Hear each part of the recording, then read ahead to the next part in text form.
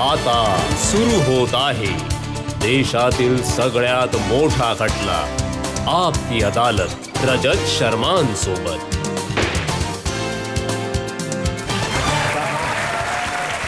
नमस्कार, आपकी अदालतमध्ये तुमचं स्वागत आहे. आपकी अदालतमध्ये आज सादर करणार आहोत एका अशा व्यक्तिमत्वाला ज्यांनी संपूर्ण देशामध्ये भ्रष्टाचाराच्या विरोधात जागृती पसरवली. जुन्या काळातील गांधीवादी नेता ज्यांनी नवीन पिढीमध्ये नवीन प्रेरणेचा प्रसार केला. मी आमंत्रित करतोय अण्णा हजारे यांना. अण्णा हजारे.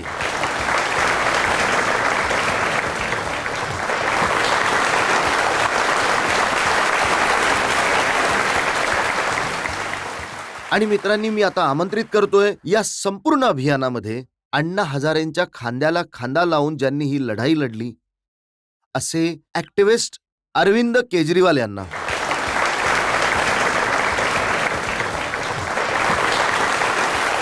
आपकी अदालतमध्ये या विशेष खटल्यासाठी आम्ही जज म्हणून आमंत्रित केलेला आहे जनसत्ताचे संपादक ओम थानवी यांना. ओम थानवीजी.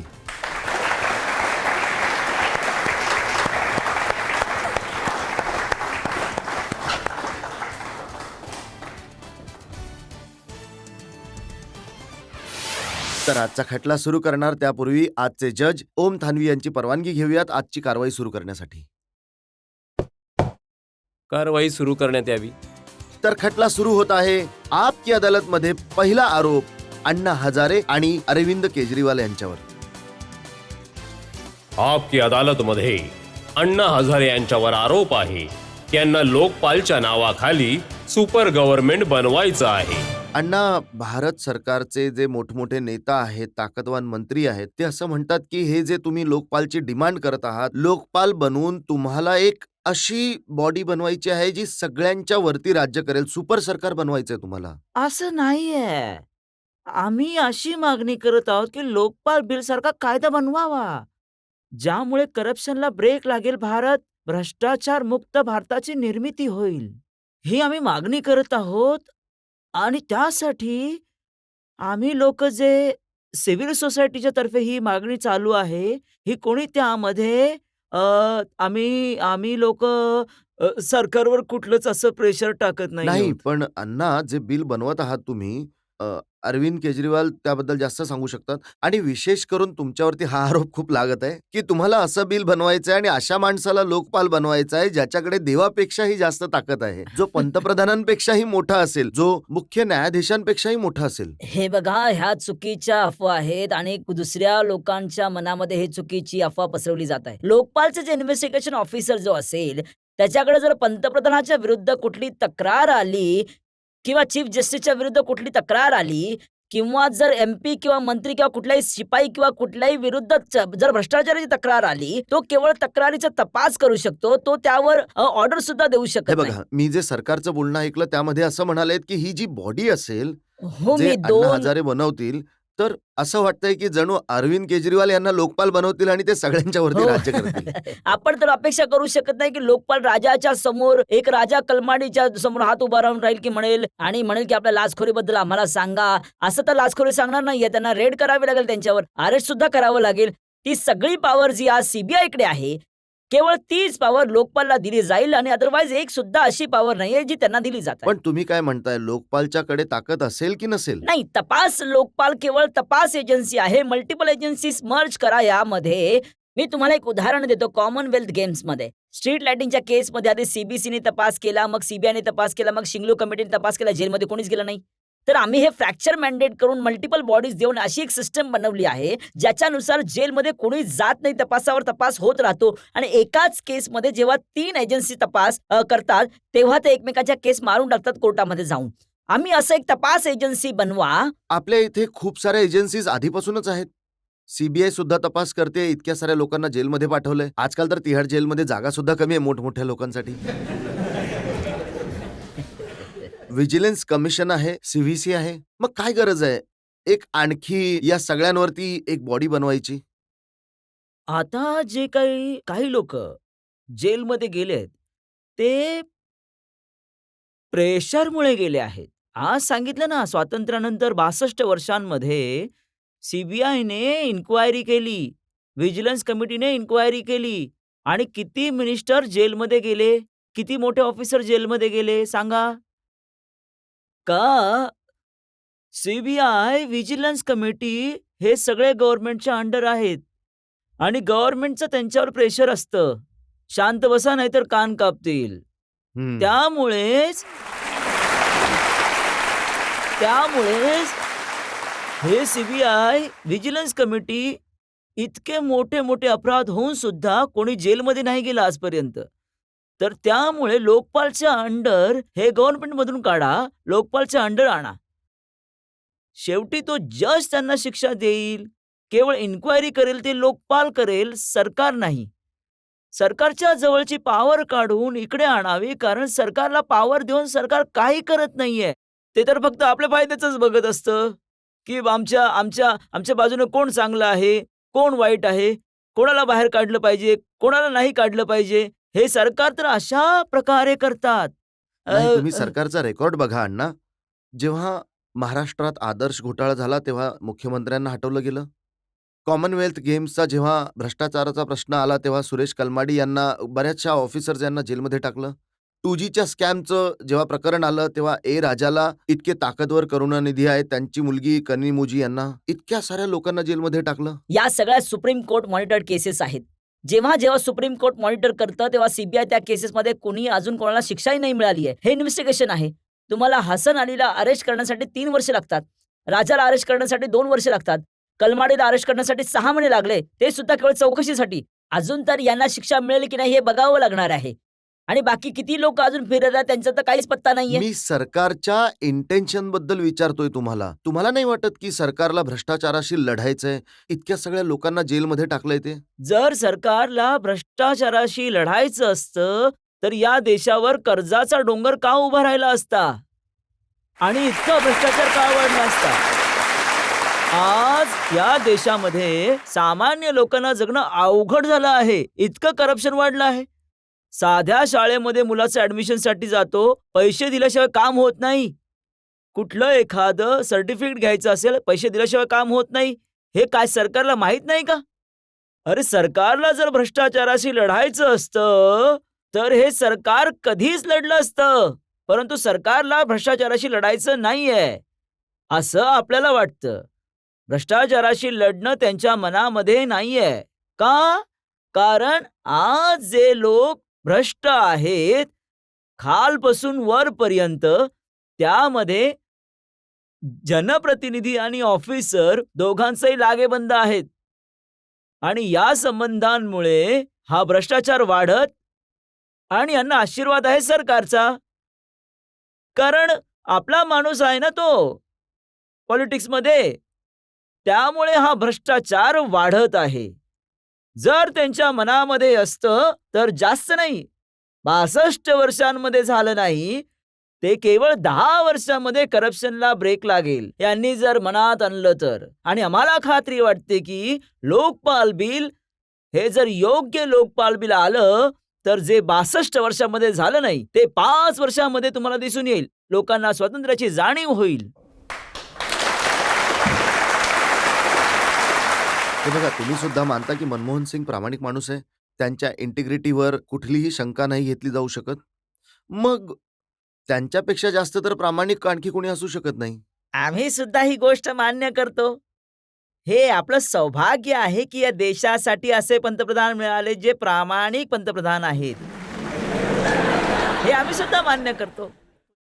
परंतु प्रामाणिक असताना सुद्धा रिमोट कंट्रोल आहे ना, ते काय करणार? पंतप्रधान चांगला असून सुद्धा काय करणार? रिमोट कंट्रोल आहे. शांत बसा नाहीतर कान कापतील. काय करणार बिचारा? मग अण्णा, या गोष्टीची काय गॅरंटी आहे की जे लोकपाल आहे त्याचा कोणी कान नाही कापणार? लोकपाल संपूर्ण जनतेच्या कंट्रोलमध्ये आहे. संपूर्ण लोकपालच्या गोष्टी नेटवर प्रत्येक माणसाला दिसून येतील. सिलेक्शन कारभार किती पारदर्शकता आहे त्यामध्ये. आज सरकारच्या कारभारामध्ये बघा ना, कुठे पारदर्शकता? सगळ्या लपून कारभार चालतो. आणि जितकी पारदर्शकता येते तितका करप्शनला ब्रेक लागतो. आज सरकारच्या सगळ्या गोष्टी लपवून चालत आहेत. आमचं म्हणणं इतकंच आहे सरकारला, अरे हा जनतेचा पैसा आहे. एक भिकारी सुद्धा आपला टॅक्स भरतो. भिकारी साधा साधा भिकारी सुद्धा तो आपल्या झोपडीमध्ये जे काही सामान आणतो त्याचा टॅक्स भरतो. तर या टॅक्सचा पैसा जो आहे ना, तो जनतेचा पैसा आहे. जिथे तुम्ही खर्च करता, तिथे लोक सहभाग होऊन का नाही खर्च करत? त्याच्यात पारदर्शकता का नाही आणत?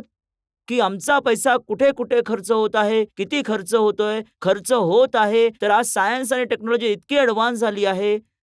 जर नेटवर तुम्ही काहीही माहिती टाकल्याने लोकांना लक्षात येतं. परंतु सरकारला ते नकोय. सगळं लपून-छपून करायचं आहे.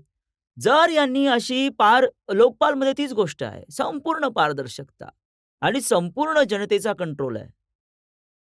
जसं भारताचे जे मुख्य न्यायाधीश असतात त्यांना अपॉइंट करण्यासाठी एक प्रोसेस असते आणि त्यामध्ये सरकारची इन्व्हॉल्वमेंट नाही आहे. पण के.जी. बालकृष्णन चीफ जस्टिस बनले, वाय.के. सबरवाल चीफ जस्टिस बनले. अशा दोन्ही भारताच्या सुप्रीम कोर्टाच्या चीफ जस्टिसवर सुद्धा आरोप लागले भ्रष्टाचाराचे.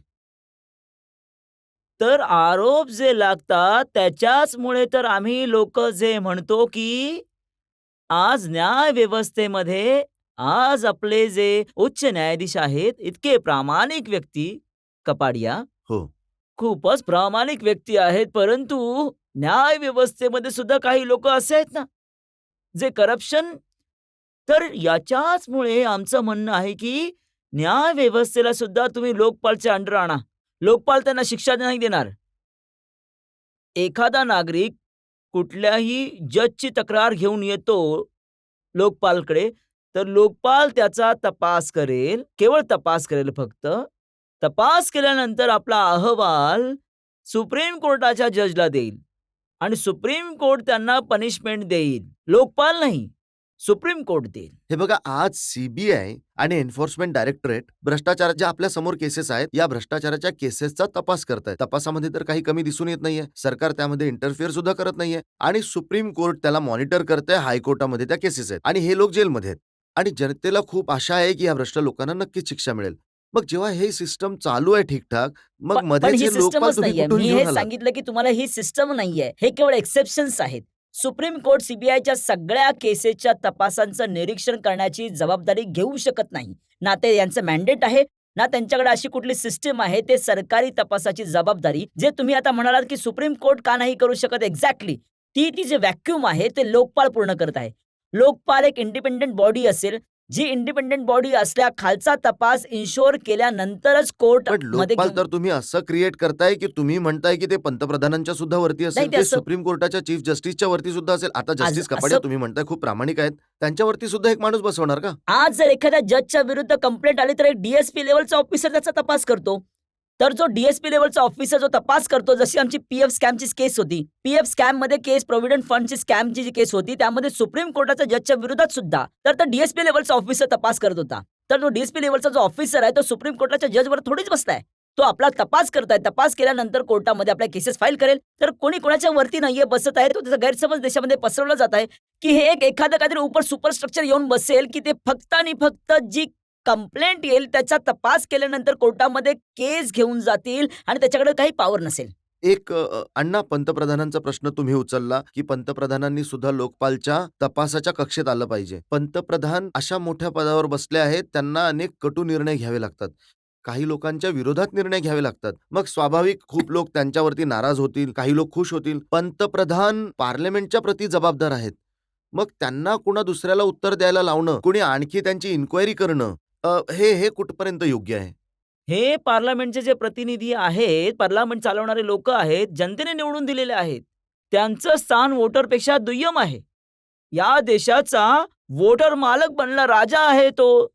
जो पार्लमेंट मेंबर इलेक्शनच्या वेळी प्रचार करण्यासाठी येतात तेव्हा काय म्हणतात? मतदार राजा, सेवा करण्याची संधी द्या. राजा म्हणतात ना, राजा म्हणतात. तर हा राजा आहे ना, परंतु काय झालं की राजा समजला नाही की मी राजा बनलो आहे. त्यामुळे राजा बनला गुलाम आणि गुलाम बनला राजा, असं उलट झालेलं आहे. हे जे काही आहे आणि सगळा पैसा लुटला राजाने. ही एक चुकीची अफवा पसरवली जात आहे की पंतप्रधानांच्या वरती अजूनपर्यंत अँटी करप्शन लॉ लागू होत नव्हता, आता लागू केला जात आहे. ही चुकीची अफवा आहे. आजपर्यंत प्रिव्हेन्शन ऑफ करप्शन ऍक्टच्या अंतर्गत पंतप्रधान मागच्या 62 वर्षांमध्ये येत होते त्याच्या अंडरमध्ये. केवळ फरक इतका होता की त्यांना केवळ सीबीआय पंतप्रधानांची इन्क्वायरी करू शकत होते आणि सीबीआय पंतप्रधानांच्या अंडरमध्ये येते. आम्ही केवळ हे म्हणत आहोत की सीबीआयच्या तपासापेक्षा लोकपालने चौकशी चला करावी मी तुमची ही पंतप्रधानांची. गोष्ट मान्य करतो की आपण लोकपाल बनलं जावं, जे सरकारच्या अधीन नसेल, जे सगळ्यांचा तपास करू शकेल आणि सुप्रीम कोर्टाला सांगू शकेल. पण जर जे लोकपाल बनेल त्यातच गडबड झाली तर? नाही, जर लोकपालने गडबड केली तर लोकपालवर कंट्रोल करण्यासाठी 5 लोकांची हायर लेवल कमिटी आहे. जर त्यांच्याकडे लोकपालमध्ये काम करण्यासाठी लोकांकडे कुठलीही तक्रार आली, 1 महिन्यामध्ये ते काढून टाकतील, त्याच्यावर ऍक्शन घेतील. काढून टाकतील अशी तरतूद त्यामध्ये आहे काय यांना लोकपालमध्ये. जेव्हा सेंट्रल व्हिजिलन्स कमिटी सीव्हीसी बनलं होतं, ज्यावेळी बॉडी बनली होती, तेव्हा एका खूप प्रामाणिक माणसाला त्याचा पहिला अध्यक्ष बनवलं आणि म्हटलं गेलं की आता सीव्हीसी बनली, आता सीबीआय काही गडबड करू शकत नाही. तिथल्या अपॉइंटमेंटमध्ये सगळ्यांमध्ये त्यांचं मत असेल, कोणत्या केस इन्व्हेस्टिगेट होतील हे सीव्हीसी डिसाईड करेल. पण मग परत आम्ही पाहिलं की सीव्हीसीचं स्वरूप बदललं आणि तिथे थॉमस सारख्या व्यक्तीला अपॉइंट केलं गेलं. मग काय गॅरंटी आहे की जिथे लोकपालची जी 11 मेंबरची कमिटी बनेल त्यामध्ये असे लोक येणार नाहीत जे लोक भ्रष्टाचाराला प्रोत्साहन देऊ शकतील, जे कुणाला तरी वाचवायचं काम करतील? यामध्ये असं म्हटलं जातं की सुप्रीम कोर्टामध्ये कुठलाही नागरिक जाऊन तक्रार करू शकतो. सुप्रीम कोर्टाला 3 महिन्यांच्या आत तपास पूर्ण करून जर तपासामध्ये पुरावा मिळाला तर लोकपालच्या मेंबरला काढायची ऑर्डर दिली जाईल. तर यामध्ये व्यवस्था, याच्या आतली इंटिग्रिटी मेंटेन करण्यासाठी अनेक तरतुदी आहेत आणि अजून सुद्धा काही सूचना असतील तर त्या टाकल्या जाऊ शकतात. पण तुमचे जितके सल्ले आहेत, वृत्तपत्रामध्ये जे रिपोर्ट छापले जात आहेत, त्याने तर असं वाटतं की सरकार मान्य करायला तयार नाहीये. बरोबर आहे. आज तर सरकार नकार देत आहे, कारण त्यांच्या हातातील सत्ता जाणार आहे ना. या पॉलिटिक्समध्ये हीच कमी आहे. त्यांना हे नाही वाटत की मला जनतेने निवडून दिले, ते सेवा करण्यासाठी निवडून दिलं आहे, मला समाजाची, देशाची सेवा करायची आहे. हे त्यांच्या डोक्यामध्ये आज राहिलंच नाहीये. सत्तेतून पैसा आणि पैशातून सत्ता, याच्याच मागे फिरत आहेत. हिंदू माणूस मरतो तेव्हा 4 लोक खांद्यावर घेऊन जातात. मुस्लिम भाऊ एखादा मरतो तेव्हा कफनात गुंडाळून बंद करून नेतात. ख्रिश्चन भाऊ एखादा मरतो तेव्हा पेटीमध्ये बांधून घेऊन जातात. असे खूप साऱ्या राजकारणी लोकांना असं वाटतं की स्मशानात जाताना सुद्धा खुर्चीवरच बसून गेलं पाहिजे. इतकं खुर्चीला चिकटून आहेत. यामुळेच ही आहे देशाची अवस्था. या देशाची अवस्था जी बनली आहे त्यामुळे बनली आहे. सेवाभाव राहिला नाही. भगतसिंग, सुखदेव, राजगुरू यांच्या बलिदानाची आठवण राहिली नाही. लाखो लोकांनी देशाच्या स्वातंत्र्यासाठी बलिदान केलंय. मी त्यांचं काहीतरी देणं लागतो हे त्यांच्या लक्षातच येत जो नाही. फॉर्मॅट तुम्ही सांगत आहात ते सरकार मान्य करायला तयार सरकार तर नाहीये. काहीही मानायला तयार नाहीये. तुम्ही जे सीव्हीसीचं उदाहरण दिलं, the devil lies in details. सरकारने असा कायदा सरकारने सांगण्यासाठी सीव्हीसी बनवला आहे, सांगण्यासाठी सीबीआय बनवलं आहे. आता फक्त सांगण्यासाठी लोक म्हणत आहे की जे जोगपाल बनवत आहे सरकार. तर सरकार असा कायदा बनवायला जात आहे, हे सगळ्यांसाठी आहे. त्यामध्ये पंतप्रधान सुद्धा नसेल, त्यामध्ये ज्युडिशरी सुद्धा नसतील, त्यामध्ये मेंबर ऑफ पार्लमेंट सुद्धा त्याच्या अंतर्गत येणार नाहीत, त्याच्यामध्ये लोअर ऑफिसर सुद्धा येणार नाहीत. तर मीटिंग मध्ये आम्ही विचारलं की याच्या अंतर्गत येणार कोण? जनता तर त्यामध्ये 2,500 ऑफिसरच्या वर कोणीतरी जोगपाल बनवेल सरकार आणि त्यामुळे भ्रष्टाचार काही दूर होणार नाहीये आणि छोट्याशा बिल्डिंगमध्ये एक छोटंसं ऑफिस बनवतील आणि म्हणतील लोकपाल बनवलं. तर आम्हाला असं लोकपाल, असं जोगपाल नकोय, आम्हाला लोकपाल हवं आहे.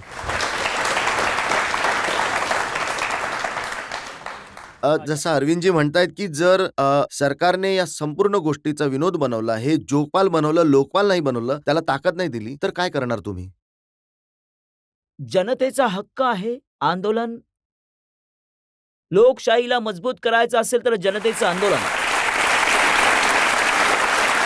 आंदोलनाने लोकशाही मजबूत होते, सदर आणि निकोप लोकशाही बनते आणि त्यानेच मग जे सरकार मान्य करत नाही ते मान्य करण्यासाठी तोच मार्ग आहे आंदोलन. परंतु हिंसा नाही, अहिंसा. अहिंसेच्या मार्गाने आंदोलन करायचं आहे. काही जनतेला त्रास होऊ नये असं आंदोलन करायचं आहे. आत्मक्लेश आपण करायचा आहे. त्याची संवेदना लोकांना व्हावी असं आंदोलन करायचं. सत्याग्रह हाच एक मार्ग आहे. त्यानेच आणि त्या मार्गाने आम्ही जाऊ. त्या मार्गाने जाऊ. जर सरकार लोकपाल बिल मान्य नाही केलं तर आम्ही पुन्हा एकदा जंतर मंतरवर बसू आंदोलनासाठी. पण अण्णा आता तर कलम 144 लावलं तर जंतर मंतरला बसू देणार नाहीत. नाही बसू दिलं तर जेलमध्ये जाऊ. काय बिघडलं त्यात? सकाळी नाश्ता 2 टाइम जेवण तिथे सुद्धा मिळतं.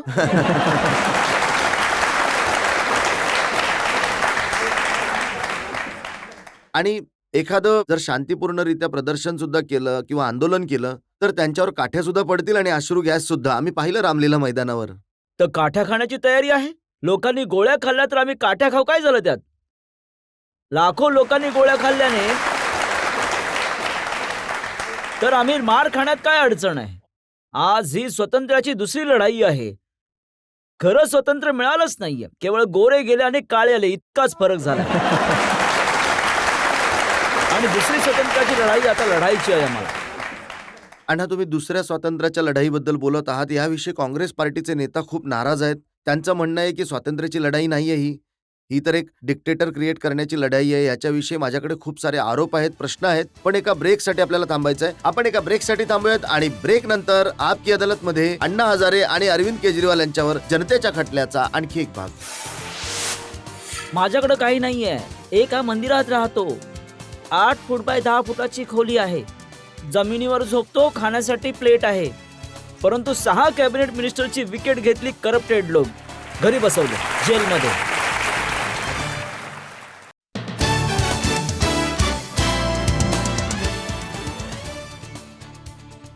Welcome back. आपकी अदालतमध्ये आज आपले पाहुणे आहेत अण्णा हजारे आणि अरविंद केजरीवाल. आपकी अदालतमध्ये पुढचा आरोप. आपकी अदालतमध्ये अण्णा हजारे यांच्यावर आरोप आहे की हे लोकशाहीला कमकुवत करत आहे. अण्णा सरकारचे मोठमोठे मंत्री असे म्हणतात की हे जे तुमचं आंदोलन आहे त्याने लोकशाही कमकुवत होत आहे. त्यांचं म्हणणं आहे की कायदा बनवण्याचं काम पार्लमेंटचं आहे. जनतेने निवडलेल्या प्रतिनिधींचा जो अधिकार आहे ते कसं तुम्ही त्यांच्याकडून हिसकावून घेऊ शकता? पार्लमेंटला ते खूपच संकुचित विचार करत आहेत. जनतेने आपले प्रतिनिधी म्हणून पाठवले आहेत. आपले विश्वस्त म्हणून पाठवले आहेत. आपले ट्रस्टी म्हणून पाठवले आहेत. आणि जनता म्हणत आहे की हे असा कायदा बनवायचा आहे तर तो सरकारने कायदा बनवलाच पाहिजे. तर हे काय? जनतेचं प्रेशर नाहीये. जनतेचा हक्क आहे ना सांगण्याचा.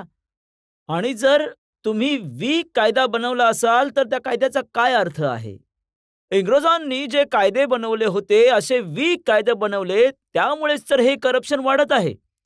आज करप्शन वाढत आहे त्याचं कारण कायद्याची कोणाला भीती नाहीये. वीक आहे कायदा.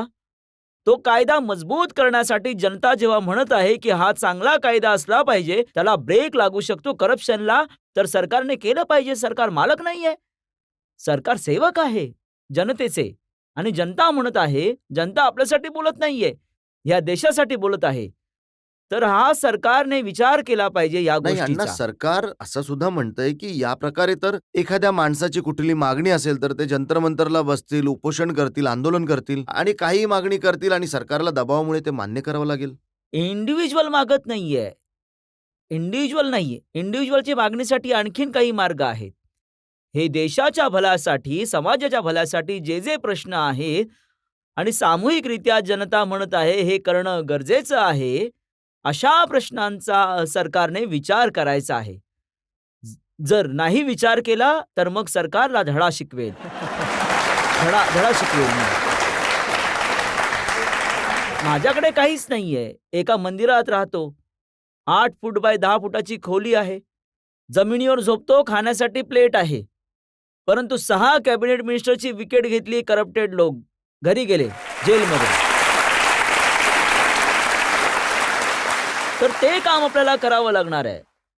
स्वातंत्र्याचा अर्थ स्वैराचार कोणी समजत असेल तर त्यांना जनतेने धडा शिकवण्याची गरज आहे. अण्णा, मी जयंती नटराजन यांचं विधान पाहिलं. काँग्रेस पार्टीच्या त्या प्रवक्ता आहेत आणि काँग्रेस पार्टीच्या मीडिया प्रभारी जनार्दन त्रिवेदी पी चिदंबरम या सगळ्या लोकांनी वेगवेगळ्या पद्धतीने एकच गोष्ट सांगितली की अण्णा हजारे जनतेची जी ताकद आहे त्याच्या बळावर ब्लॅकमेल करण्याचं काम करत आहे सरकारला. जर सरकार याला ब्लॅकमेल म्हणत असेल, जनतेचा हक्क आहे आणि आपल्या हक्काबद्दल सरकारला बोलत असेल आणि सरकार म्हणत असेल ब्लॅकमेल आहे, तर आम्ही आमच्या आयुष्यामध्ये ब्लॅकमेल करतच राहू देशासाठी. देशाच्या भल्यासाठी ब्लॅकमेल करत राहू. जर तुम्हाला कायदा बनवायचा आहे, तुम्ही का नाही निवडणूक लढत? निवडणूक लढा, पार्लमेंटमध्ये या आणि तिथे बसून कायदा बनवा. अरविंद केजरीवालांनी, किरण बेदींनी निवडणूक लढावी, अण्णा हजारेंनी निवडणूक लढावी. हे मी मान्य करतो. मी जर उद्या इलेक्शनसाठी उभा राहिलो तर माझं डिपॉझिट जप्त होईल. डिपॉझिट सुद्धा जप्त होईल. आज परिस्थिती अशी आहे. त्यामुळे ती गोष्ट मी मान्य करतो. ते जे म्हणत आहेत ना, 10 करोड रुपये माझ्याकडे खर्च करण्यासाठी नाहीये. तो बँक बॅलन्स नाहीये. तर त्यामुळे मी निवडणुकीमध्ये येऊ शकत नाही. हे मी मान्य करतो. परंतु ही गोष्ट मी मान्य करतो की जनशक्ती जर एकत्र आली तर जे लोकप्रतिनिधी नाही करू शकत ते जनता करू शकते. कारण की ते त्यांचे सेवक आहेत. ते म्हणाले की अनइलेक्टेड डिक्टेटर आहेत. असे हुकुमशाह झाले आहेत जे निवडणूक लढू शकत तर नाही, निवडणूक जिंकू शकत नाही, पण अण्णा हजारे हुकुमशाही करत आहेत. त्यांना असं वाटतं की मी हुकुमशाही करत आहे, तर अशी हुकुमशाही मी करत राहील समाजासाठी, देशासाठी. कारण माझी लाईफ, मी आपलं पूर्ण लाईफ या देशासाठी अर्पण केलं आहे, समाजासाठी अर्पण केली आहे. आयुष्यात कधी बँक बॅलन्स राहिला नाही. माझ्या घरामध्ये 3 भाऊ आहेत. त्यांची भावाची मुलांची नावं काय आहेत हे मला अजून माहीत नाहीये. करोडो रुपयांची योजना स्वीकारली नाही, कधी बँक बॅलन्स नाही. अशा परिस्थितीमध्ये जर मला हुकुमशाही म्हणत असेल तर मी करत राहीन माझ्या देशासाठी. ते मी करत राहणार. मी नेहमी करणार. गर्दी गोळा करून त्याने दबाव बनवून सरकारच्या वर आणि सरकारकडून तुम्ही असे निर्णय घ्यायला लावाल. करावेच लागेल. स्वातंत्र्याचा अर्थ स्वैराचार म्हणून कोणी घेत असेल तर जनशक्तीचा दबाव निर्माण करणं हाच एक पर्याय असतो. त्यानेच हे जो आपला स्वातंत्र्याचा अर्थ स्वैराचार लावून चालत आहेत त्याला ब्रेक लावण्यासाठी हाच एक पर्याय आहे. जनशक्तीचा दबाव. समविचारी लोकांनी एकत्र येऊन जनशक्तीचा दबाव निर्माण करणं, यानेच लोकशाही प्रबळ होईल, सुदृढ होईल, निकोप होईल आणि सामान्य लोकांना न्याय मिळेल. हो, असं मला वाटतं. काय आहे, कशासाठी? ना माझी मुलं बाळ नाहीयेत, मी काही स्वतःसाठी मागत नाहीये. माझ्या आयुष्याचं सगळं अर्पण केलं या समाजासाठी, देशासाठी. आणि मी हे ठरवलं आहे कि दिल दिया है, जान भी देंगे, ये वतन तेरे लिए.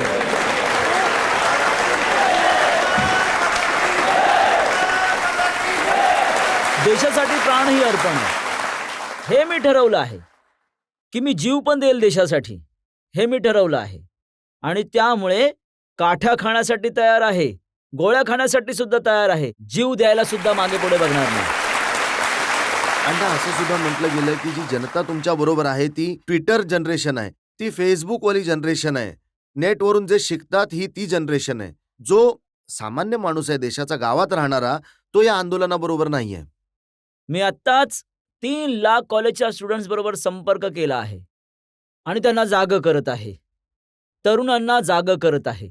माझं आशास्थान युवक आहे आणि मी कायम हेच म्हणतो की भगतसिंग, सुखदेव, राजगुरू यांचं बलिदान तरुणांनी लक्षात ठेवावं. आपल्या हृदयाशी त्यांना जोडून ठेवावं. अरे, फासावर जात होते, फाशीचा दोर बघत होते, 2 मिनिटांमध्ये फासावर चढणार होते. हे बघत असताना सुद्धा घोषणा चालू होती, इन्कलाब जिंदाबाद, वंदे मातरम, भारत माता की जय. आणि इंग्रजांना म्हणत होते की या जन्मात काय, पुढच्या जन्मात सुद्धा फासावर द्या, आमची तयारी आहे. कशासाठी? आपल्या स्वातंत्र्यासाठी. लता दीदींनी गीत गायलं ना, ए मेरे वतन के लोगों, जरा आंख में भर लो पानी, जो शहीद हुए उनकी जरा याद करो कुर्बानी, वो कुर्बानी की याद। त्या बलिदानाची आठवण आहे, आपल्या हृदयाबरोबर जोडून यामध्ये- ठेवायचं आहे.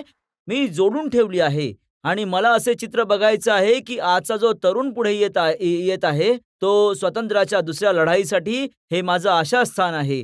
जेव्हा मी हे चित्र बघतो आंदोलनामध्ये, तेव्हा 74 वर्षाच्या वयामध्ये आणखीन 2 पावलं पुढे टाकण्याची शक्ती मिळते मला या तरुणांकडून.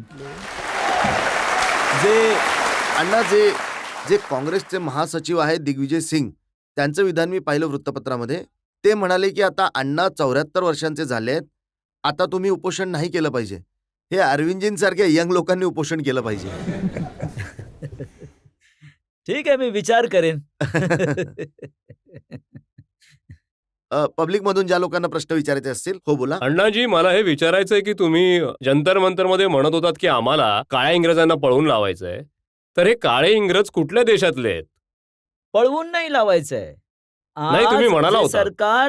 आज जे सरकार आहे ते सरकार बदलल्याने काही नाही होणार आहे. त्या सरकारवर दबाव आणून चांगलं काम आपण करून घेऊ शकतो. जर हे बदललेलं सरकार, तर दुसरं येणार कोण आहे? यांनी ग्रॅज्युएशन केलं तर ते डॉक्टरेट होऊन जातील. बदल काही होणार नाहीये. बदलण्याने काही होणार नाही. आहे त्या लोकांकडनं काम करून घ्यायचं. आपल्या देशातील लोक, एक गोरा इंग्रज परकीय होता, त्याला पळवून लावलं. हे आपल्या देशाचे आहेत, कुठे पळवून लावणार त्यांना? ते तर आपले लोक आहेत ना. अण्णाजी, 1968 मध्ये काँग्रेसने हे लोकपाल बिल आणलं. 14 सरकारे येऊन गेली, 12 पंतप्रधान झाले. हे लोकपाल बिल असंच अडकून राहिलंय. आज काँग्रेसने आणलं आणि त्यांना पास करून घ्यायचंय. तुम्ही यामध्ये अडथळे आणत आहात, ब्लॅकमेल करतात सरकारला, आणि यामुळे देश बदनाम होतोय. काँग्रेसला जे करायचंय, या देशाच्या सरकारला जे करायचंय, प्लीज त्यांना तुम्ही ते करू द्या, नाहीतर आंदोलन तुमच्या विरुद्ध सुद्धा होऊ शकतं. आंदोलन करणं काय चुकीचं नाहीये, करायला पाहिजे. कोण मनाई केली आहे?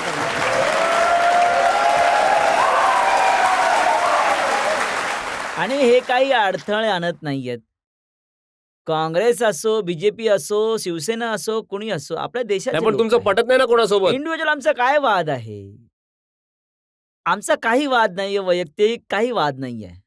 आमची ही त्यांना बिल इच्छा तर भरून द्या. आहे. जर काही त्यामध्ये कमी राहिली तर पुढील सरकार त्यामध्ये काही त्यांचं म्हणणं आहे की हा कायदा बनवू द्या, जर काही कमी राहिली तर मग ती परत ठीक करून घेऊया. नाही, तुम्हाला स्टडी करावी लागेल. हा कायदा बनण्यासाठी जो काही ड्राफ्ट बनला आहे सरकारने, इतका वीक आहे. हा करप्शनला ब्रेक नाही लावू शकत. आम्हाला तर हेच वाटतं की जो ड्राफ्ट बनला आहे त्यावर अजून चर्चा झाली आहे. जॉईंट कमिटी बनवली आहे आणि जॉईंट कमिटी बनवून आता 3 महिन्यांपासून आम्ही मीटिंग सुद्धा चालू आहे. आणि अचानकपणे म्हणाले की नाही हे नाही होणार. अरे, मग ही जॉईंट कमिटी बनवली कशासाठी? उगाचच तुमचा वेळ गेला, वाया गेला, आमचा वेळ वाया गेला. आधी सांगायचं होतं की आम्ही नाही करणार. ही गोष्ट बरोबर नाहीये. अण्णा, उत्तर प्रदेशच्या मुख्यमंत्री मायावती म्हणाल्या की तुम्ही तर चुकीच्या सरकारवर विश्वास ठेवत आहात, तुम्ही यांच्याशी बोललं नाही पाहिजे, तुम्ही तर हा लोकपाल बिलचा मुद्दा घेऊन जनतेच्या मध्ये गेलं पाहिजे पार्लमेंटच्या इलेक्शनसाठी.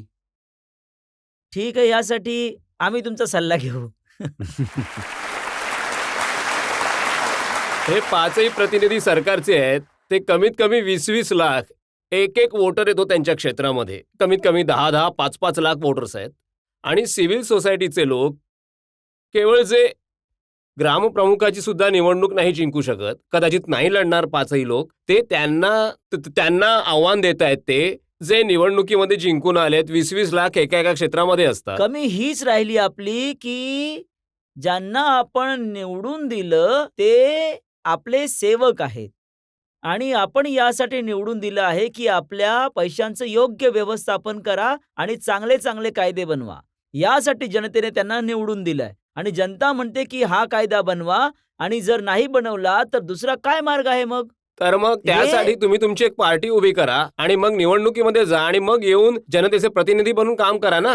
तर चांगलं वाटेल. सिव्हिल सोसायटीचा अर्थ काय आहे? सिव्हिल मध्ये तर सगळेच येतात, केवळ 5 लोक थोडीच येतात. केवळ 2च वकील आहेत का? अहो, प्रशांत भूषण, शशी भूषण असे एकापेक्षा एक वकील खूप आहेत इथे. त्यांचं म्हणणं आहे की तुम्ही सुद्धा एक पॉलिटिकल पार्टी का नाही बनवत आणि त्या पार्टीने निवडणूक लढवा, त्या पार्टीने आपलं सरकार बनवावं, मग तुम्हाला हवा तसा कायदा बनवा. हेच बोलायचंय. मी आधीच सांगितलं आहे, मी मंदिरामध्ये राहतो. 8 फूट बाय 10 फुटाची खोली आहे. अशा वेळी पार्टी बनवणं हे माझ्यासाठी इतकं सोपं नाहीये. पण असे जे स्वातंत्र्याचा अर्थ स्वैराचार म्हणून चालणारे लोक आहेत, त्यांच्यावर एक प्रेशर ग्रुप जनतेकडून, त्यांची शक्ती जास्त आहे. याची तो जो ग्रुप बनेल, प्रेशर ग्रुप, त्याची शक्ती जास्त आहे. त्यामुळे मी तो प्रयत्न करत आहे. आणि दुसरी गोष्ट अशी आहे की मी आता प्रयत्न करत आहे की असे नवयुवक आहेत, जे चारित्र्यशील युवक आहेत, त्यांना मी म्हणत आहे की इलेक्शनसाठी उभं राहायचं आहे. आधी चारित्र्य निर्माण करा, आपला शुद्ध आचार, शुद्ध विचार, निष्कलंक जीवन, त्याग, अपमान पचवण्याची शक्ती ठेवा आणि समाजासाठी जळणाऱ्या दिव्याप्रमाणे, आणि नंतर तुम्ही उभे राहा. तुम्ही जेव्हा उभे राहाल तेव्हा मी तुमच्या प्रचारासाठी येईल. कुठला पक्ष पार्टी काढू नका. फक्त इलेक्शनसाठी चारित्र्यशील लोकांनी जाणं गरजेचं आहे. पार्लमेंटमध्ये सुद्धा चारित्र्यशील लोक. मला विचारायचं होतं की जर तुम्हाला पॉलिटिक्समध्ये यायची संधी मिळाली तर तुम्ही स्वीकाराल की समजा नाकाराल? जर कोणीतरी तुम्हाला पंतप्रधान बनवलं तर तुम्ही बनाल का? लोकपाल बिल. या चिखलामध्ये दगड फेकून माझ्या शरीरावर उडवून घेणं मी योग्य समजत नाही.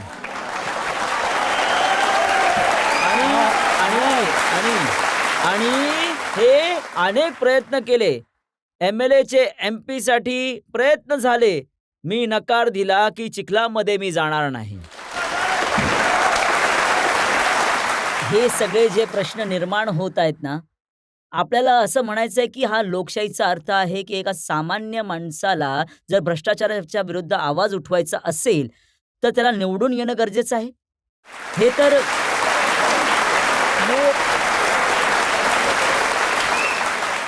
हे भ्रष्ट लोकांनी हे असं चुकीचं डिबेट सुरू केलं आहे की अरे तुम्ही जर भ्रष्टाचाराच्या विरोधात आवाज उठवत आहात तर आधी निवडून या. आपला टॅक्स, मी टॅक्स देतो, हे टॅक्स देतात, आपला टॅक्स जे चोरी करत आहेत आणि म्हणत आहेत की आमच्या विरुद्ध आवाज उठवायचा असेल तर आधी निवडून या. हे कुठलं? आणि आम्हाला जर आवाज उठवायचा असेल तर आम्हाला तितकंच ठेवायचंय. आम्हाला नाही जायचं निवडणुकीत. आम्हाला एक सामान्य माणसाप्रमाणे आयुष्य जगायचं आहे. काय गुन्हा आहे यामध्ये? जर मी मिनिस्टर बनलो असतो तर राईट टू इन्फॉर्मेशन सारखा कायदा मी बनवू शकलो नसतो. आज मी बाहेर असल्या कारणाने 10 वर्ष लढत राहिलो राईट टू इन्फॉर्मेशन. शेवटी विचार केला की करू किंवा मरू, आणि सरकार राष्ट्रपतीला साईन करावं लागलं आणि हा कायदा लागू झाला. तरी हात असताना बाहेर आहे म्हणून हे सगळं झालं. अण्णा, जे काँग्रेस पार्टीच्या मीडियाचे इन्चार्ज आहेत जनार्दन द्विवेदी, त्यांचे एक विधान आहे. ते म्हणाले की लोकशाही चालवण्याची एक पद्धत आहे आणि त्यामध्ये जनतेचं मन जाणून घेण्याची संविधानिक प्रक्रिया आहे, ज्याचं प्रतिनिधित्व संसद करते, विधानसभा करते. कायदा बनवण्याच्या प्रकरणामध्ये संसद आणि विधानसभांच्या सर्वोच्चतेवरती वाद केला नाही पाहिजे. हे तर लोकशाहीचा गळा घोटण्याचं काम होईल. कॉन्स्टिट्यूशनला मान्य असलेली गोष्ट तर व्हायला हवी. आणि दुसरी गोष्ट अशी आहे की तुम्ही लोकशाही जी मानता, आपल्या पार्लमेंटला डेमोक्रेसी मानता, तर पार्लमेंटमध्ये आजपर्यंत 62 वर्षांमध्ये हे नाही झालं की दिल्लीचं जे पार्लमेंट आहे, अशा स्टेटचं पार्लमेंट आहे, स्टेट आणि दिल्लीच्या पार्लमेंटपेक्षा मोठं आहे विलेज पार्लमेंट. ग्रामपंचायत ह्या दोन्हीपेक्षा मोठी आहे. कारण ग्रामपंचायत कोणी तयार केली नाही, संविधान बनवून ठेवलंय. आणि ह्या ग्रामपंचायतीनेच ह्या दोन्ही संसद बनवल्या आहेत. MLA आणि MPंना यांनीच निवडून दिलं आहे. यांच्यामुळेच या दोन्ही संसद बनल्या आहेत. तर यांचं स्थान तर खूप वरचं आहे. त्या संसदबद्दल कोणी चर्चाच नाही करत. आणि माझं हे म्हणणं आहे जर संसदेने चुकीचं केलं तर या देशातील लोकांना त्याच्या विरुद्ध आवाज उठवण्याचा अधिकार असला पाहिजे की नसला पाहिजे? जर लोकपालने चुकीचं काम केलं तर त्याच्या विरुद्ध सुद्धा आवाज उठवू. तुम्ही असा विचार करत आहात की चुकीचं काम लोकपालने केलं तर त्याच्या विरुद्ध सुद्धा आवाज उठवू. मी हे म्हणत आहे की हे जे एक कट कारस्थान रचलं जात आहे, संसद सुप्रीम आहे, संसद सुप्रीम नाहीये. अण्णा, आरोप आणि प्रश्न माझ्याकडे बरेचसे आहेत, पण एका ब्रेकसाठी आपल्याला थांबायचं आहे. आपण एका ब्रेकसाठी थांबूयात आणि ब्रेक नंतर आणखी काही प्रश्न विचारूयात अण्णा हजारे यांना आणि अरविंद केजरीवाल यांना. आपकी अदालतच्या खटल्याचा आणखी एक भाग एका ब्रेक नंतर. परंतु हे झोपले असताना कोणती काँग्रेस पार्टी होती की रात्री झोपले असताना जर तुम्ही लिहून सुद्धा दिलं असतं त्याची सकाळपर्यंत वाट तर पाहायला हवी होती. मग हा कुठला न्याय आहे?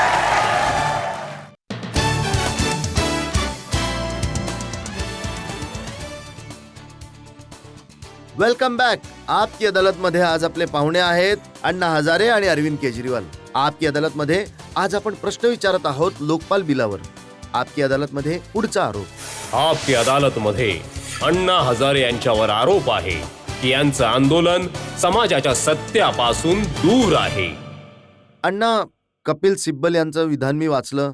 ते म्हणाले की लोकपाल जरी बनलं सुद्धा तरी काय होईल?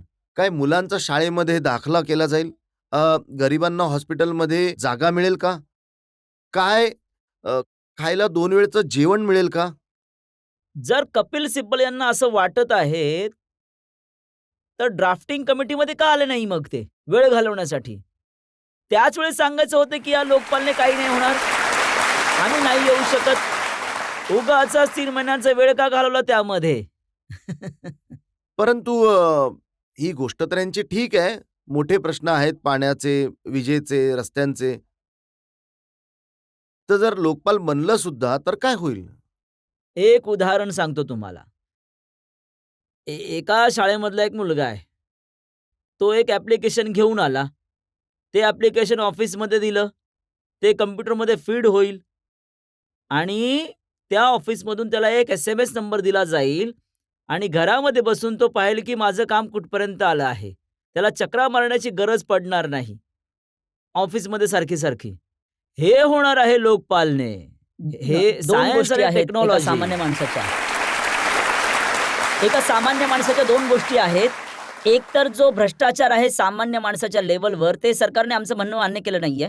आमचं असं म्हणणं आहे की सामान्य माणसाच्या लेवलचा भ्रष्टाचार, त्याच्या घराच्या समोर रस्ता, त्याचं पाणी, वीज, जिथे जिथे भ्रष्टाचार आहे त्याची तक्रार सुद्धा तो लोकपाल किंवा लोकायुक्तमध्ये करू शकेल आणि त्याच्यावरती सुद्धा चौकशी होईल आणि दोषी अधिकाऱ्यांना किंवा पॉलिटिशियन्सला शिक्षा मिळेल. जर शिक्षा मिळू लागली तर खाली एक डेटरंट निर्माण होईल.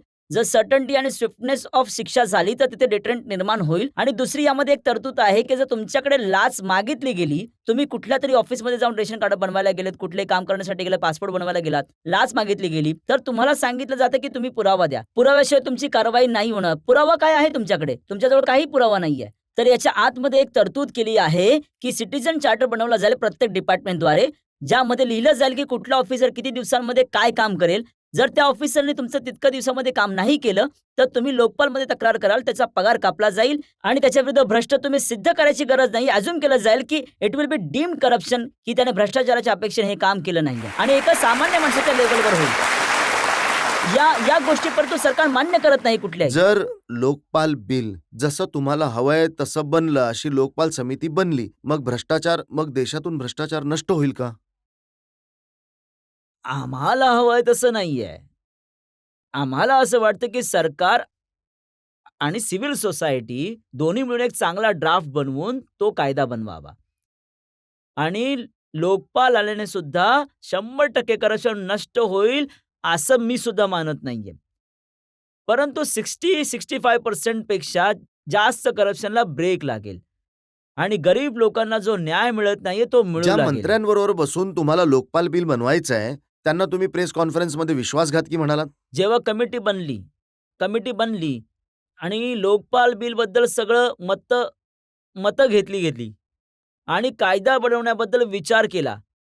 कायदा बनवल्यानंतर सुरू झाली बैठक आणि नंतर या लोकांनी आमच्या सिव्हिल सोसायटीच्या लोकांवर आरोप करायला सुरुवात केली. प्रशांत भूषण, शांती भूषण खोटी सीडी बनवली. का? या सिव्हिल सोसायटीतल्या लोकांना पळवून लावा, फ्रस्ट्रेट होऊन. मग आपले जे हेगडे साहेब, जस्टिस हेगडे त्यांच्यावर आरोप लावला की ते सुद्धा फ्रस्ट्रेट व्हावे आणि ते सुद्धा फ्रस्ट्रेट झाले होते. तर ते म्हणायला लागले होते की मी तर सोडून देतो, मला नाही, अजिबात नाही सोडायचं. का सोडावं? अरे असंच होत राहतं. मी त्यांना सांगितलं, ज्या झाडाला फळं असतात ना, त्याच झाडावर लोक दगड फेकतात. जे झाड सुकलेलं असतं त्यावर कोणी दगड मारत नाही. तेव्हा ते थांबले. इकडे मग केजरीवालवर आमच्यावर आरोप करायला सुरू केलं. यांच्या सुद्धा प्रॉपर्टीचा तपास करा. कित्येक ऑफिसर सोडले मागे इन्क्वायरी करण्यासाठी. आमच्या गावी गेले. अण्णांची प्रॉपर्टी कुठे आहे? अरे ज्यांनी आपल्या आयुष्यामध्ये कुठे काही ठेवलंच नाही, तुम्हाला काय मिळणार आहे? तर मला हे म्हणायचं आहे की असं वागणं जे सुरू केलं, त्यामुळे मी म्हणालो की हे विश्वासघातकी आहेत. आज वृत्तपत्रामध्ये छापलाय अण्णा की तुमच्या ट्रस्टची तपासणी सुरू केली आहे इन्कम टॅक्स डिपार्टमेंटने. मी तर तयार आहे. माझा हा पहिला तपास नाहीये. 2 सरकार गेले आमच्या आंदोलनामुळे महाराष्ट्रामध्ये. 2 सरकार. आणि जेव्हा मी ते 6 मंत्री घरी गेले, 400 असे ऑफिसर घरी गेले आणि माझी इन्क्वायरी केली.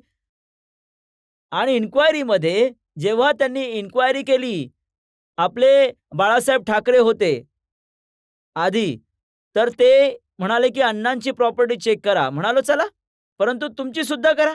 कुठून आला इतका पैसा? माझा तपास होईल ना. तपास झाल्यानंतर काही मिळालं नाही. शेवटी मुख्यमंत्र्यांना लिहून द्यावं लागलं की अण्णांच्या जवळ काही मिळालं नाहीये. तर ही पहिली वेळ नाहीये.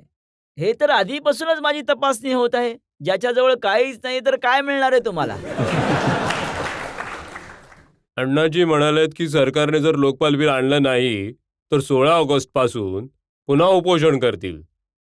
परंतु सरकारमध्ये आपण सुद्धा पाहिलंय की सत्याग्रह करणाऱ्यांची काय अवस्था होती. समाजाच्या आणि देशाच्या भल्यासाठी ही तयारी ठेवावी लागेल. त्याला घाबरायचं कशाला? नाही, यात माझं असं एक मत आहे की कदाचित बाबा रामदेवजींच्या बरोबर जी वागणूक केली गेली आहे रामलीला मैदानामध्ये त्या दिवशी रात्री, आणि जे लोक पीसफुली शांतीपूर्वकरित्या तिथे प्रोटेस्ट करत होते, असं वाटतं याच्यानंतर सरकारचं मनोबल वाढलं आहे की कोणीही जर पुढे प्रोटेस्ट केला तर त्याला चिरडून टाकलं जाईल. मला वाटतं की यामुळेच हे खूप गरजेचं आहे असे तरुण पुढे यावे, जे अहिंसात्मक मार्गाने कुठलीही हिंसा न करता, ना कोणतं पुन्हा एकदा काही असं न करता स्वतःवरती लाठी खाण्यासाठी तयार असतील. रक्तबंबाळ होतील परंतु परत हात नाही उचलणार. जर हे बाबा रामदेव यांनी लिखित दिलेलं नसतं की आम्ही आता हे आंदोलन संपवून टाकू, तर कदाचित गव्हर्नमेंटने असं केलं नसतं. गव्हर्नमेंटच केवळ जबाबदार नाहीये, बाबा रामदेव सुद्धा जबाबदार आहेत. नाही, आम्ही त्याच्याबद्दल नाही बोलत आहोत. आम्ही फक्त अच्छा, तुमच्या बरोबर त्या महिला आहेत, त्यांना काहीतरी बोलायचं. मी तर हाऊसवाईफ आहे ना. मी पॉलिटिक्स केलंय ना मी काही केलंय. परंतु हे झोपले असताना कोणती काँग्रेस पार्टी होती, रात्री झोपले असताना जर तुम्ही लिहून सुद्धा दिलं तर तुम्ही त्याची सकाळपर्यंत वाट पाहायला हवी होती काय? मग हा कुठला न्याय आहे काय? रात्री 6 तारखेसाठी लिहून दिलं होतं, रात्री 12 वाजता लाठीचार्ज कोणत्या सरकारनं सांगितलं? मला हे समजत नाही. आणि झोपले असताना जागा करणारे इंग्रजांच्या काळापासून आम्ही आहोत. 75 वर्षाचे आहोत. आम्ही सुद्धा लढाई पाहिलीये. आम्ही सुद्धा स्वातंत्र्याच्या सैनिकांमध्ये आम्ही सुद्धा होतो. आमचे वडील होते, सगळे होते. परंतु अशा प्रकारे लाठीचार्ज इंग्रजांनी सुद्धा केला नाही झोपलेल्यांवरती. काँग्रेस पार्टीनं 62 वर्षात काय केलंय? काँग्रेस पार्टीनं बरोबर आहे. मी तर स्टेटमेंट केलं होतं की रात्री झोपलेले लोक, झोपेमध्ये असताना महिला, लहान मुलं यांच्यावर काठ्या चालवणं, हे तर लोकशाहीचा गळा घोटण्याचं काम आहे. हो, लोकशाहीचा गळाच दाबलाय. एक मिनिट, तुम्ही त्यांचं म्हणणं तरी ऐकून घ्या एकदा. अशी वागणूक आमच्याबरोबर झाली तर आम्ही म्हणू की मारा. जोपर्यंत शरीरामध्ये प्राण आहे तोपर्यंत मारा. आम्ही मार खात राहू. दुसरं काय करणार? देशाच्या भल्यासाठी करायचं आहे ना. अण्णा, आणखी एका ब्रेकसाठी मला थांबायचं आहे आणि त्यानंतर पुन्हा आणखी एक आरोप आहे. आपकी अदालतमध्ये आज खटला चालवत आहोत अण्णा हजारेंवर, अरविंद केजरीवाल यांच्यावर, आणि आपला विषय आहे लोकपाल बिल. बाकीचा खटला एका ब्रेक नंतर. हे सगळे युवक आहेत ज्यांना ना लोकपाल समजतं ना लोकशाही समजते. ते तर अशा घोषणा देतात, ठंडा ठंडा cool cool, Anna Hazare wonderful.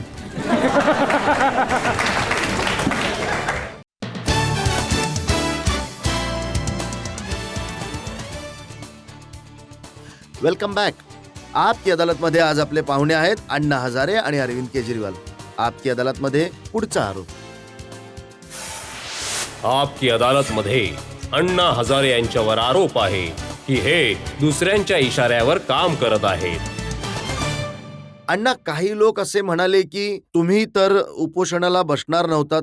काही लोकांनी तुम्हाला भडकवलं, काही लोकांनी तुम्हाला उकसवलं आणि सरकारच्या विरोधात उभं केलं. हे चुकीचं आहे. हे माझे केस पांढरे झाले आहेत उन्हामुळे झाले नाहीयेत. हा तर अनुभव आहे. आणि हे माझ्यासाठी नवीन उपोषण नाहीये. या प्रकारचे मी माझ्या आयुष्यात साधारण 10-11 उपोषणं केली आहेत. 13-13 दिवस बसलो होतो समाजाच्या भल्यासाठी, देशाच्या भल्यासाठी. हे बघा, दिग्विजय सिंग यांचं विधान माझ्याजवळ आहे. ते म्हणाले की या आंदोलनाला RSS चालवत आहे रिमोट कंट्रोलने. हे तर हास्यास्पद गोष्ट आहे. अरे, माझ्या आयुष्यामध्ये कुठल्याही पक्षाच्या किंवा पार्टीच्या जवळ मी कधी गेलो नाही. जे म्हणणं आहे RSS आणि BJP वगैरे हे चुकीचं आहे. असे आरोप, त्याच्यामुळे मी सोनियाजींना लेटर लिहिलं आहे. इतक्या उच्च पदावर काम करणारे तुमचे लोक आहेत, यांच्याकडे आम्ही खूप खूप आशेने आम्ही बघत असतो. आणि इतकी मोठी लोक जर खोटं बोलत असतील तर या देशाचे भविष्य काय असेल? मोठी लोक आहेत. इतक्या उच्च स्तरावर काम करणारे लोक असे खोटं बोलायला लागले तर या देशाचं काय भविष्य आहे? मी लेटर लिहिलं. मग काय कराल तुम्ही अशा लोकांचं? काय नाही करायचं यांच्याबरोबर. हे तर जे करत आहेत त्यामुळे मी कित्येक लोकांना म्हणालो होतो, हे खोटं बोलणारे आहेत ना, त्यांच्या डोक्यावर काहीतरी परिणाम झाला आहे, त्यांना हॉस्पिटलमध्ये घेऊन जा. मेंटल हॉस्पिटलमध्ये. या व्यतिरिक्त काय बोलू शकतो मी?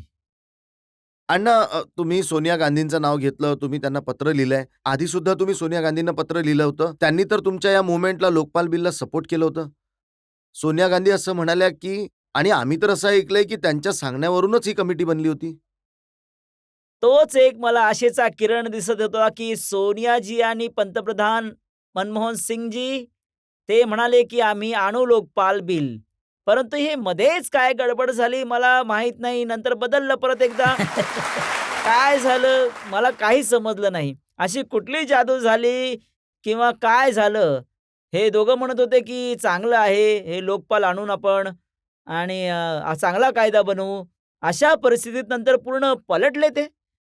सोनियाजींची एक नॅशनल ॲडवायझरी कमिटी आहे, ज्यांचे अध्यक्ष आहेत. त्यांचे एक सदस्य आहेत हर्ष मंदर. त्यांचं एक आर्टिकल वाचलं. त्यांनी लिहिलंय की मी जंतर मंतरवर अण्णाबरोबर बसायला का नाही गेलो. त्याची त्यांनी कारणं सांगितली.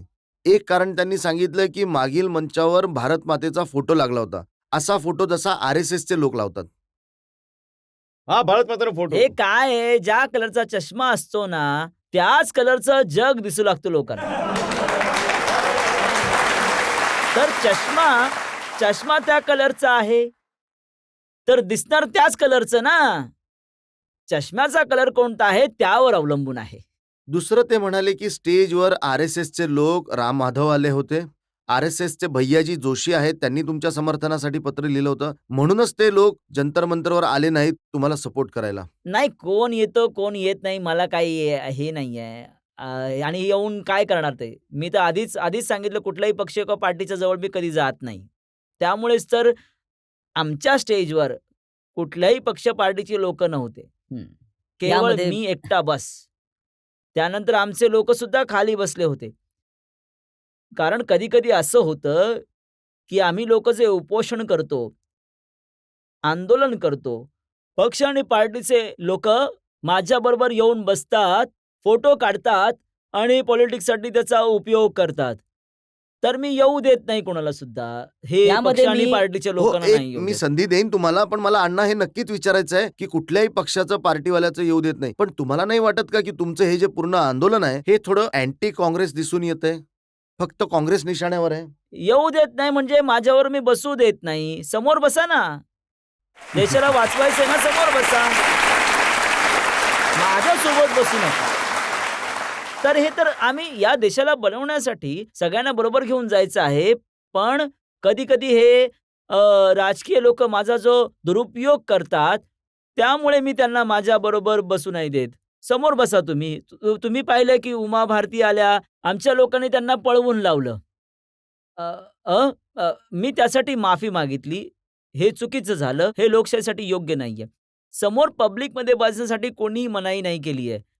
कुठल्या पक्षाचा आहे, कोणत्या पार्टीचा आहे त्याच्याशी काही संबंध नाही. पब्लिकमध्ये बसताना बसू द्या. फक्त स्टेजवर येऊ नका. ही आमची अट होती. कारण आपल्या देशाचे लोक आहेत ना. हे काही लंडनमधून आले नाहीयेत तिकडे. आमच्या देशाचे आहेत. जर समविचारी लोकांना वाटतं की हे बनायला पाहिजे, लांब राहून सुद्धा आंदोलन करू शकतात ना देशासाठी.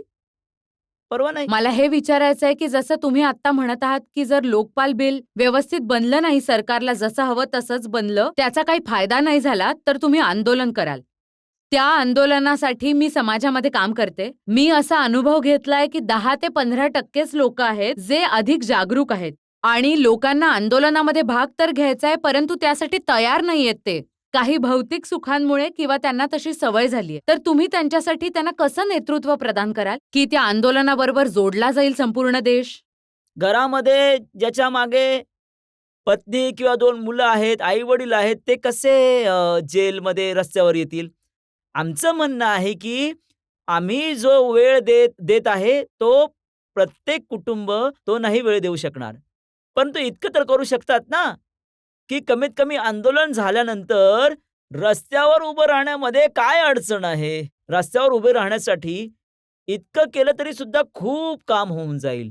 आणि दुसरी गोष्ट ही आहे की 60 वर्षाचं वय झालंय, 65 वर्षाचं वय झालंय, 70 वर्षाचं वय झालं आहे आणि मुलं सगळी आता आपापल्या कामामध्ये, त्यांना जेलमध्ये जाण्यामध्ये काय अडचण आहे? काय अडचण आहे? बरोबर बोलताय. सकाळचा नाश्ता आणि 2 वेळचं जेवण तिथे सुद्धा मिळतं ना. सांभाळा कुठपर्यंत सांभाळाल? तुम्ही सरकार अगदी योग्य बोलत आहात. हेच ही मला तयारी जाणून ठेवावी घ्यायचंय. लागेल. ठीक आहे. हम्म. तुम्ही ही तयारी ठेवावी लागेल. पण अण्णा, हे लोक म्हणतायत की जे तुमच्या या मुवमेंटमध्ये जे युवक आले आहेत, हे तर ते लोक आहेत जे वोट द्यायला सुद्धा जात नाहीत. भविष्यासाठी युवकांनी तयारी ठेवावी लागणार आहे. 10 उमेदवार उभे आहेत. ते 10 उमेदवार उभे आहेत. हे वोटर्स म्हणतात हे 10 उमेदवार उभे आहेत. मला एक सुद्धा आवडत नाहीयेत. हे करप्टेड आहे. मग मी वोटिंग कोणाला करायचं? तर आता गव्हर्नमेंटच्या मागे लागले आहेत. 10 उमेदवारांनंतर 11वं चिन्ह आहे ते टाका. नावडते 11वं चिन्ह. मग वोटर्स बघतील एक सुद्धा आवडत नाहीये, नावडत्यावरती शिक्कामोर्तब करतील. आणि 10 उमेदवारांपेक्षा नावडत्यावर जर जास्त शिक्कामोर्तब झाली असेल, इलेक्शन रद्द. परत इलेक्शन घ्या. वाटणी करा. पैशाची कुठपर्यंत वाटणी करू शकता? 10 करोड रुपयाची वाटणी करत आहेत. एक इलेक्शन मध्ये 10 करोड रुपये पाण्यात गेले तर डोकं जाग्यावर येईल. ते सुद्धा काम करायचं आहे पुढे.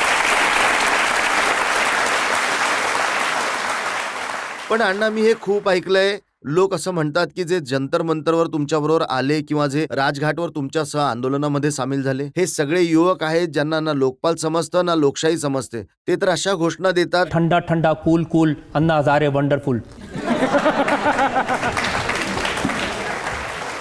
आता जे आंदोलनामध्ये युथ ग्रुप आला होता ते असे नव्हते. मी जेव्हा पाहिलं आहे की ते एक साधारण 400-500 शिटीमध्ये नवयुवक जे पुढे आले होते आणि त्यांच्या हातामध्ये जो तिरंगा होता तो मला खूप महत्वपूर्ण वाटला.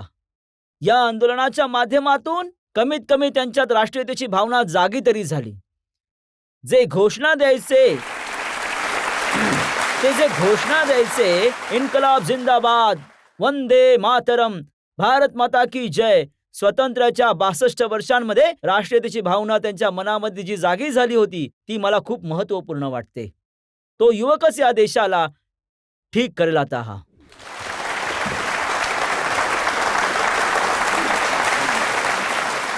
अण्णा, आम्ही तुम्हाला प्रत्येक प्रकारचे प्रश्न विचारले. आम्ही जनतेच्या मनामध्ये जे संशय होते, शंका होत्या लोकपाल बद्दल, तुमच्या आंदोलनाविषयी, त्याच्यावर तुम्हाला उत्तर मागण्याचा प्रयत्न केला. आपण एका ब्रेकसाठी थांबूयात आणि ब्रेक नंतर आपण ऐकूयात आपकी अदालतमध्ये आजचे जज ओम थानवी यांचा निर्णय आजच्या खटल्यावर.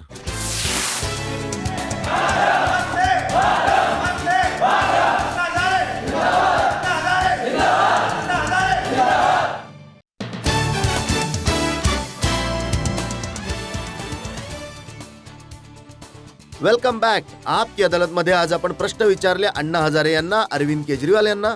आज आपण लोकपाल बिलचे बारकावे जाणून घेण्याचा प्रयत्न केला. आपण हे जाणून घेण्याचा प्रयत्न केला की अण्णा हजारे यांच्या आंदोलनाच्या मागे कुणा दुसऱ्याचा हात आहे का. आपण हे जाणून घेण्याचा प्रयत्न केला की जे लोक या आंदोलनाशी जोडले गेले आहेत ते किती गंभीर आहेत.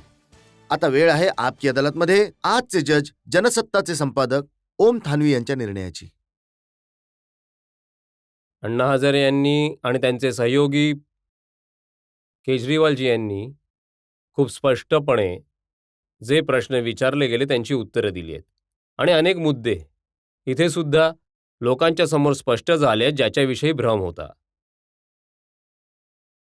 जो अडथळा सरकारच्या बरोबर आहे याचा संशय लोकांना खूप आधीपासून होता.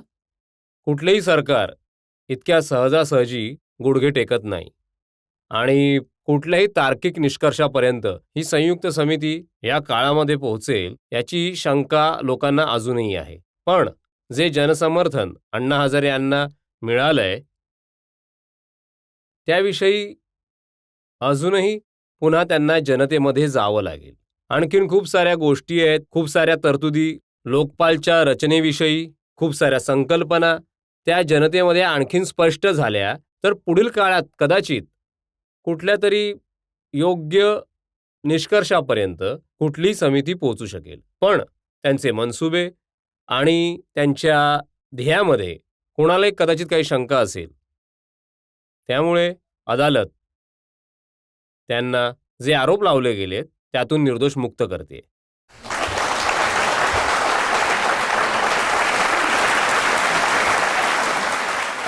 अण्णा काही बोलायचं आहे का तुम्हाला? माझी एकच विनंती आहे, तरुणांसाठी आपल्याला स्वातंत्र्याची दुसरी लढाई लढायची आहे.